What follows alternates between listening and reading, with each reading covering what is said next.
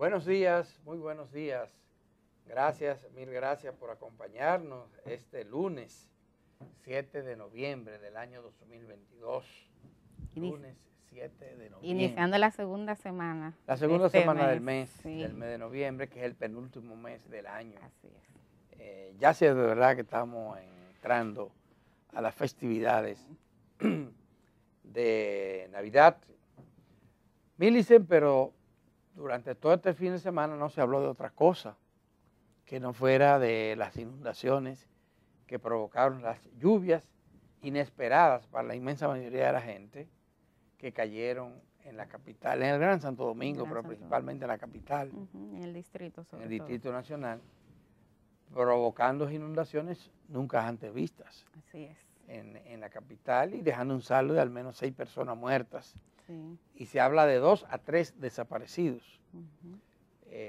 La verdad que fue una situación bastante compleja y rápida. Sí, en 3 horas, básicamente, Adalberto, en 3 horas cayó el promedio de lo que llueve la mitad del mes de noviembre. Y si tú te fijas, el daño preliminar hasta ahora supera inclusive el de algunos fenómenos meteorológicos, una cantidad de lluvia nunca antes vista, ni siquiera con tormentas y huracanes, Adalberto. Así es.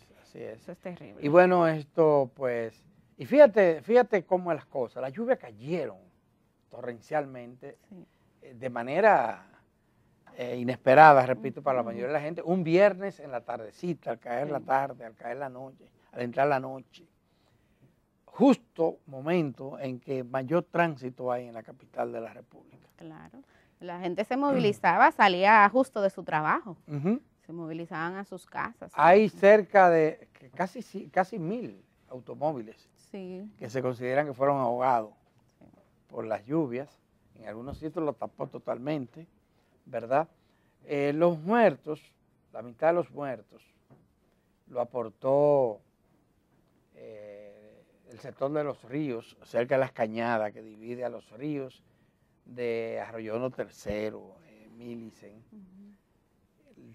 Qué terrible, un lugar en el que 2 días después del presidente Luis Abinader llegar al poder, 2 o 3 días después, tuvo que ir allí porque se produjo un derrumbe de 2 o 3 viviendas y con víctimas, por supuesto. Y el presidente habló de apoyar a las familias y de contribuir a que eso se convirtiera ese sector se convirtiera en un sector habitable. Bueno, 2 años y pico de eso todavía hay problemas, aunque se había avanzado. Yo te comentaba fuera de cámara, Milicen, porque yo vivo inclusive cerca de por ahí, que la historia de ese asentamiento humano enorme que hay ahí a ambos lados de esa cañada, es la cañada que después se convierte en Arroyo Hondo, el Arroyo Hondo. El nombre lo dice. El nombre lo dice, ¿verdad? Ese asentamiento humano masivo se produjo en el periodo gubernamental, 1986-1990. El presidente de la República era Joaquín Balaguer. Y cuando se comenzó esa invasión de personas, de grupos de personas que venían de distintas partes a ocupar las áreas verdes que habían quedado ahí entre los 2 ríos, un sector de los ríos donde el Estado había construido apartamentos para personas de clase media y clase populares, y otra parte que era un sector residencial de clase media alta. Se hizo ese asentamiento humano, vino mucha protesta y el gobierno ordenó desalojarlo. Y Candelier, Pedro de Jesús Candelier, se encargó de practicar el desalojo. Pero aquí vino una avalancha de crítica contra ese... Una resistencia. Una resistencia enorme que finalmente el presidente terminó haciéndose de la vida gorda. De la vista gorda. Y permitiendo... Y desde entonces ahí viven miles de familias asentadas inadecuadamente. Algunas han mejorado sus viviendas, pero no hay espacio para hacer mucho. No hay espacio para calles, no hay espacio para escuelas, no hay espacio para canchas, no hay espacio para nada. Hay espacio para el peligro, porque una gran parte vive a ambas orillas de esa cañada. Y los coloca en una mayor condición de vulnerabilidad. Como bien decíamos, las lluvias, sobre todo en el Distrito Nacional, Naco, Piantini, Los Prados, Evaristo se inundó, pero tú ves justamente en qué zonas es que se están reportando las personas fallecidas. Fíjense esa proporción en la vulnerabilidad. Igualmente las personas desaparecidas, algunas historias muy tristes, Adalberto, incluyendo una que ha tenido mucha resonancia en los medios de comunicación, la de Joshi Batista, que fue un hombre que se desesperó, salió del vehículo porque su hija de 12 años estaba sola y él vive justamente por esa zona que tú mencionas. Yo creo que de este lamentable episodio tenemos que quedarnos con dos grandes lecciones. Ahí ven la foto de Joshi, pero como él también hay dos personas más desaparecidas, un delivery y un mensajero. Dos lecciones, Adalberto, no sé qué tú opinas. Número uno, que es preguntarse si las autoridades dominicanas cuentan con los equipos necesarios para fenómenos como este, porque todos los expertos que se han pronunciado, inclusive algunos fuera del país, hablan de que estamos siendo testigos de un cambio en el patrón hidrometeorológico y que fenómenos como estos, que este viernes fue nunca visto, pudieran repetirse, Adalberto. Entonces hay que llamar la atención porque cuando uno revisa, las autoridades no alertaron de lo que venía y posiblemente ellas se encuentran entre esas personas que tú señalas que fueron sorprendidas. Yo recuerdo que con el caso de... que han dicho los expertos, los que saben de eso, incluyendo John Morales, que es un meteorólogo. Que era impredecible. Él lo comparaba con la figura de un cisne negro. Él decía, eso era impredecible. Impredecible, tú no puedes saber qué cantidad de lluvia va a caber cuando el aviso. En tal tiempo. Pero, y además fue un fenómeno increíble. Fueron dos fenómenos atmosféricos que se juntaron al mismo tiempo. Claro. Eso es, o sea, politizar ese tema, yo creo que es una barbaridad.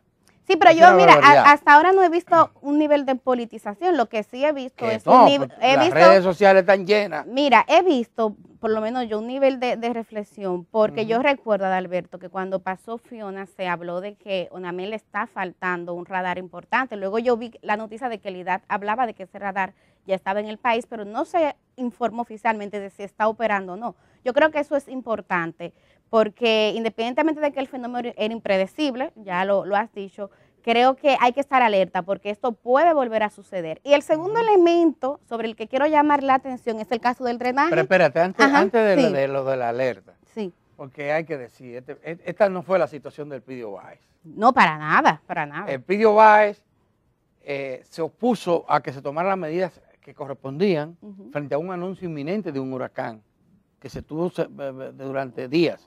Y él decía que no. No, esto fue diferente. Pero en este caso, el COE cambió rápidamente la medida de alerta que ya tenía el Distrito Nacional, de alerta verde, a amarilla, a las 2 de la tarde. Pero esto era para alerta roja. Bueno, pero no, en ese momento no estaba para alerta roja. No, pero porque no se sabía la cantidad de agua. No se sabía, ya pero lo sabemos. Estábamos en alerta, estaba diciendo lo que estaba pasando. Cuídense lo que va a venir. Fíjate que en alerta roja estaba Montecristi. Montecristi, la única. Porque la previsión no era posible en ese momento. Eso es lo que han dicho los expertos. Y hay que decir que ese comité de operaciones de emergencia ha logrado una capacidad enorme de respuesta, de actuación. Y meteorología no ha fallado nunca, ni lo falló en el 79, en el 89, en el 99, en el 98, cuando vino George. Meteorología cumplió con su deber, decir esto es lo que está pasando. Pero además aquí hoy con las redes sociales tenemos las informaciones también del centro de Miami, de huracanes de Miami. Y se compara, una gran parte de la clase media sobre todo lo sabe, y la clase media fue golpeada con esto. Duramente. O sea, está clarísimo que no fue eso lo que falló. Ahora, lo que tú ibas a decir, si es un tema. El tema del drenaje, señor. Del drenaje. Es una reflexión que hay que hacer. Yo veía ayer que el presidente Luis Abinader se pronunciaba sobre este tema y él decía, bueno, es un problema al que en 40 años no se le ha prestado atención y que su solución va a implicar, Adalberto y amables televidentes, el concurso de varios gobiernos. Yo creo que esa fue una respuesta sincera, porque eso es un problema que sabemos no se puede solucionar en un solo periodo, pero yo creo que a raíz de toda la tragedia, de todo el dolor que vimos a partir del viernes y que todavía lamentablemente permanece en algunas familias, hay que prestarle atención, hay que poner ese tema en agenda, Adalberto. Aquí hay una Buscar cultura plata para política, eso, sí, pero lo que pasa es que aquí hay una cultura política de que los gobiernos muchas veces gustan invertir en lo que se ve, Sí, y sí, por sí. eso se Lo que se decanta puede fotografiar. exactamente por obras de mega infraestructura. El Mm. drenaje lamentablemente es soterrado, entonces muchas veces la gente entenderá, bueno, es botar dinero por el alcantarillado, pero lo que vimos el viernes, Adalberto, fue con rostro y con carne, los efectos negativos de no contar con un sistema de drenaje adecuado, y creo que hay que prestarle atención a ese tema. Y hay que decir que eso es posible. Fíjense que durante mucho tiempo aquí había dos problemas serios. Uno que afectaba a sectores de clase media y otro que afectaba a sectores muy populares. El hoyo de Chulín, El hoyo de Chulín, en Cristo Rey. Ese era un hoyo que cada vez que llovía se inundaba y ahí vivían cientos de familias muy pobres, indigentes ahí. Cuando Balaguer retornó al poder en el año 1986, después de haber permanecido 8 años fuera del poder, una de las obras que inició fue el desalojo de la gente allí y la conversión de ese sector, que era una ciénaga casi, en un sector habitable. sí. Y se construyeron viviendas, se hicieron drenajes, se hicieron parques y se reubicaron a la gente allí. Esa fue una solución adecuada. Lo de la barquita, acá en Santo Domingo, se hizo con toda la ley. Balaguer me metió equipos a desalojar, a quitar a la gente, hizo un barrancón y metió todo el mundo en ese barrancón. El que salía del barrancón no tenía casa y se impedía que entrara alguien al barrancón ahí en el hoyo de Chulín. Esa fue una solución, la barquita es otra. Y la otra de drenaje importante, de clase media, tiene que ver con la Nuña de Cáceres. Ay, sí, sí. La Nuña de Cáceres, ahí en el Millón. Con la Gustavo Mejía Ricard en el Millón. Ahí se hizo una inversión importante. Pero Mílice ya no se inunda. Ya no se inunda. Y ahora no se inundó. Quiere decir que es posible. Es posible. Y la barquita igual. Y el hoyo de Chulín es otro ejemplo. Y debo decirte que en el caso de los ríos, el Estado ha estado haciendo lo correcto. Lentamente.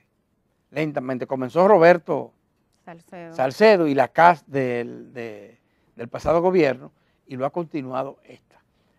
Un obstáculo que me decían que habían encontrado, no me lo dijeron ahora después de la lluvia, sino antes, es que hay gente que se ha plantado y dice por aquí no van a pasar. Terrible. Terrible porque implica para rehabilitar la cañada también hay que alejar a la gente de que viva al lado de ella, ¿verdad? Y lo que están haciendo es construyendo parques y carreteras, calles, para que no vuelva a ser ocupado el lugar.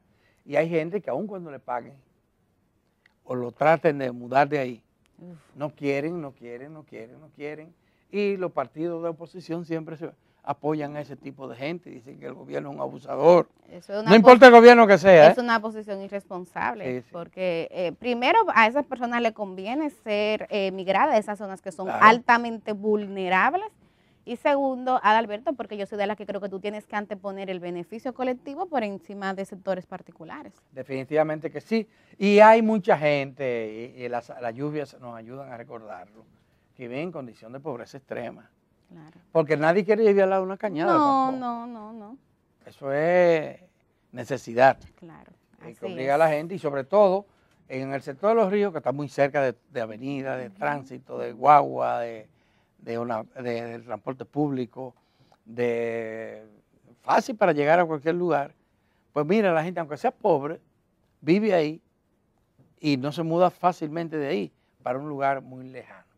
Esa es la situación, vamos a ver, ojalá aparezcan las personas que están desaparecidas y ojalá esto sirva para insistir en lo que ya lo decía el plan del agua, como es ya la mesa del agua. Sí, el gabinete del agua. Gabinete del agua.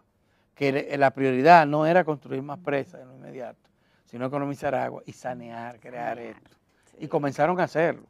Comenzaron a hacerlo. Lo que pasa es que eso se ve poco porque no hay fotografías. Mientras están haciendo hoyos, lo que está la gente protestando por las intervenciones, ¿verdad? Por la molestia que esto puede provocar. Pero bueno, esa es la situación. Millicent, lunes. Noticias en Haití.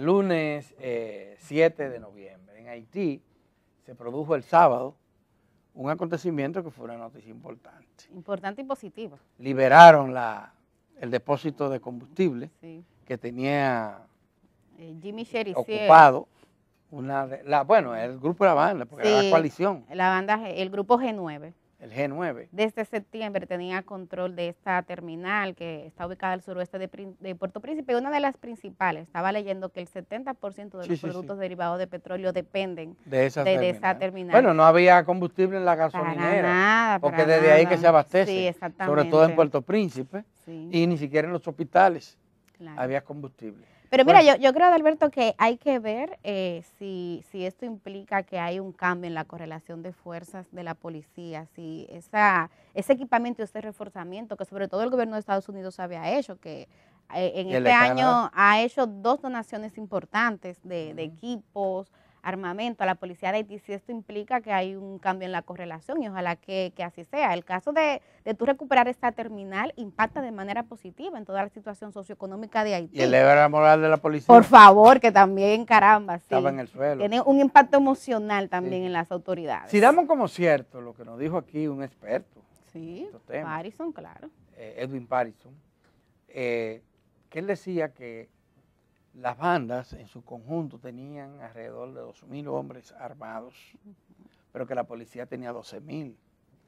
Cifra que podía elevarse si hay inversión, ¿verdad? Reclutando nuevos agentes, y que eso significaba que podía existir una solución interna en Haití al tema de la delincuencia y de las bandas. Que la policía bien equipada y más numerosa podría enfrentar con éxito esa situación y que sea la apuesta que hacían muchos sectores internos en Haití. Parece, esto le da la razón a Patterson, claro. Y ojalá sea así, ojalá lo entiendan la porque esto implicaría, si seguimos este razonamiento lógico, que entonces el tema de la intervención de una fuerza internacional no sería necesaria, tal como han reclamado algunos sectores de Haití. Tú recuerdas aquel comunicado de más de 40 organizaciones. Pero fíjate algo que ocurrió previo a este desalojo, a esta medida que, repito, es auspiciosa, es que el gobierno de los Estados Unidos sí endureció las sanciones contra aliados de ellos. Sí, inclusive pues son aliados de ellos. Aliados políticos. Ahí veía yo al expresidente del Senado, Joseph Lambert, que me sorprendió porque es un político bastante conocido, de mucho peso y sancionado. Y con inversión en Estados Unidos. Exactamente. Con inversión en Estados Unidos. Claro. Y entonces, esos empresarios y políticos haitianos, que el gobierno de los Estados Unidos está acusando de narcotráfico. Escuchen eso, de lavado de activos. Y de lavado de activos, y aprovechar. No solamente le están quitando la visa.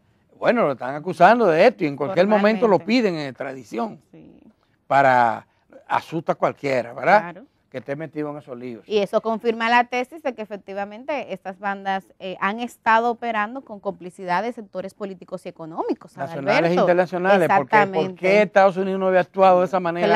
Claro, porque mira, ahora actuó y se ven los resultados. Se ven los resultados. Bueno, ahí está, vamos a apostar por favor, a que Haití pueda recuperar su capacidad de acción y que esto sea el preámbulo también para una reorganización de ese Estado. Bueno, una construcción de ese Estado. Sí, hay que construir. Pero por vías democráticas. Así es. Ojalá que se pueda lograr esto, Milice. Por otro lado, Adalberto, ayer República Dominicana conmemoraba el 178 aniversario de la proclamación de la primera Constitución de la República. Hubo, como siempre, los actos protocolares acostumbrados, una audiencia solemne en San Cristóbal, cuna de la Constitución Dominicana. Ya estuvo el presidente de la República, la Procuradora General de la República y, por supuesto, el anfitrión, que fue el Tribunal Constitucional.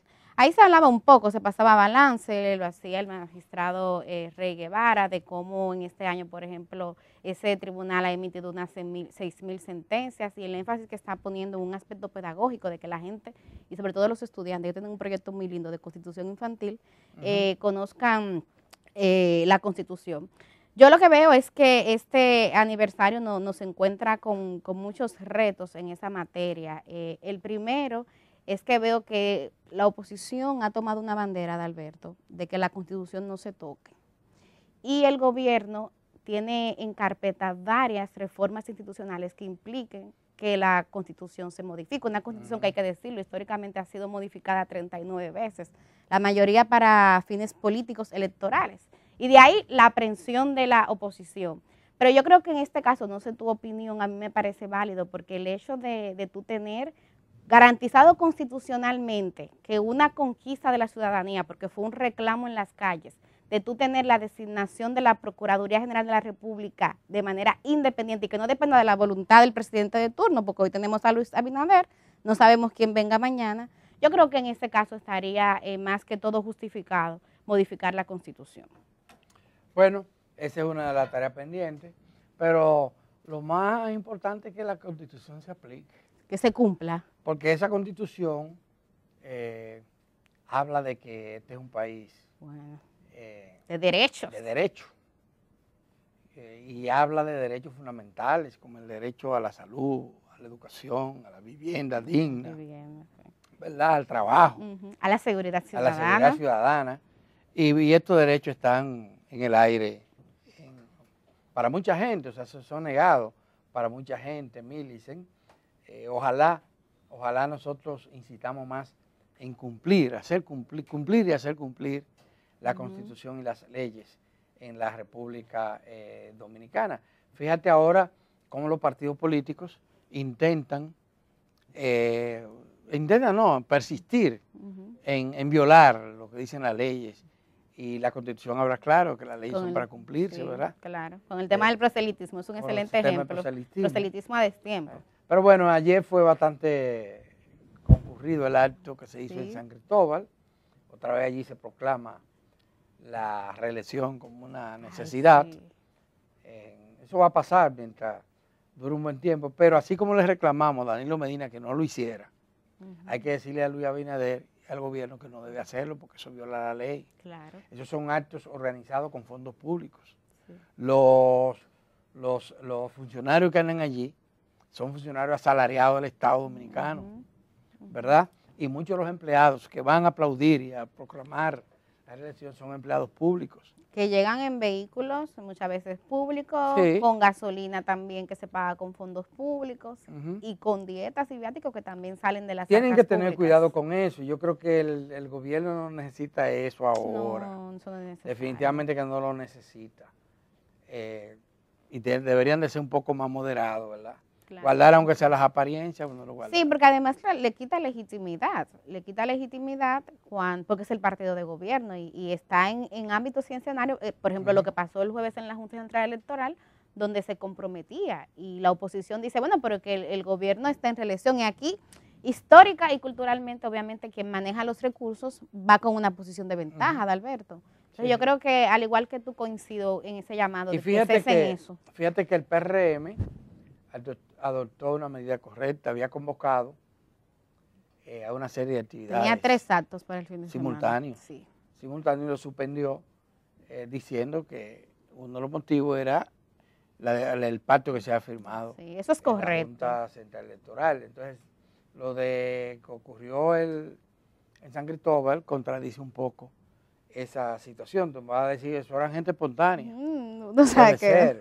Pero no tan espontánea. Cuando uno ve pancartas que tienen la misma tipografía, el arte en los t-shirts y en la gorra, uno sabe. La gente vestida de blanco, exacto. Sí, eso tiene que ver. Pero bueno, a propósito de blanco, quien la violó, atento a él, ese pacto fue Miguel Vargas. Miguel Vargas, que encabezó un encuentro de dirigentes del Partido Revolucionario Dominicano, en el que a él lo proclamaron precandidato presidencial de ese partido. Miguel Vargas tuvo una situación muy difícil, extremadamente difícil, pero se no guardó la apariencia porque el PLD hablaba de una consulta. Sí, no. Este lo dijo claro que es lo que hay. Claro. Y lo que hay es que él quiere iniciar estos aprestos a ver si unifica lo que queda de ese partido, ¿verdad? Que es muy poco. Si lo unifica alrededor de su figura, porque ahora en el propio Partido Revolucionario Dominicano hay una serie de cuestionamientos de gente que fueron fieles a Miguel Vargas, ahí está Fiquito, Sí. uno de los que está cuestionando. Sí, están pidiendo que se audite el uso que se le dio a los fondos que entrega la Junta entre otras. Mira, el PRD y sobre todo su presidente Miguel Vargas se ha mantenido muy bajo perfil. Es justo después de que primero el TC y luego la Junta le concede los fondos. Tú recuerdas que un poco reorganizó aquella decisión. Adalberto, amable televidente, fue así. Esa línea de tiempo fue justa. Tiene fondos y como que hizo así, sacó el pecho. Y sacó la cabeza. Y sacó la cabeza a correr fanáticos. Ahí está, pero lo que hizo ayer, vamos a ver si eso es legal o no es legal. Eso es ilegal. Porque lo que busca el PRD es ponerse a tono con... mostrar músculo. Otro partido, mostrar músculo, como tú dices.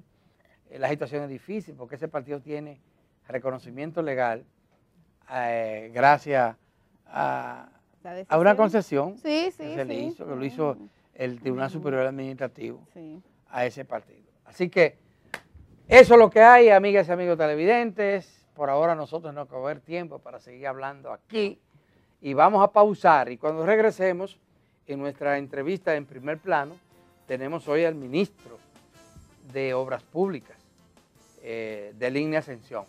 Y qué oportuna la entrevista, no sabíamos que iba a pasar porque no nos avisaron nosotros de esa torrencial. Pero aquí está el ministro y vamos a hablar con él de este y otros temas.